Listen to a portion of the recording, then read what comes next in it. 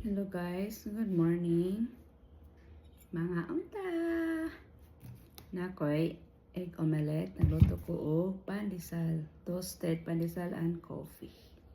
That's it. Thank you Lord God. Hello guys, maayong adlong Martes. It's Tuesday morning here.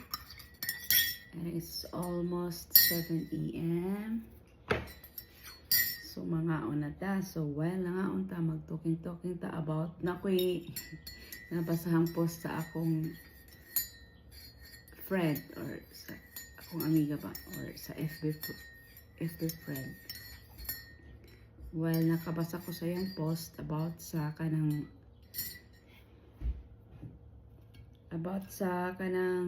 hilabtanon, himantayon ng mga silingan nga sa kunog unsa og kuan og bisag pila na ka siguro ka antibiotic ang matay pero mo lang gihapon walay alibyo or wala gihapon bisan pag nanay mga maintenance mga tigulang na himantayon libakera basta murag na natanan ba mostly guys naman gina nato sa atong mga kasalinganan no bisan kanya atong mga kaparentihan gani muunay ra gani nato daot or libak di ba tong mga cousins basta mga close relatives muunay ra jud sa libak pero natural ra na karon siguro bisan pag pila pa ka antibiotic ang mahurot og tumar dili na matablan guys kanang mga klase nga tao kay murag na immune na sila ba murag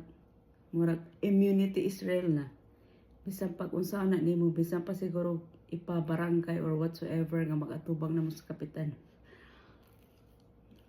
wala na yung anak so na to sa kape atong pan diba kitang tanan makarelate jud anak guys kay usang atong mga close relatives mungunay na sila kuan pamantay nimo panlibak nimo pa-astap lang ang mura lagwara pero muto na sila rasa ay na lang ta normal ra na so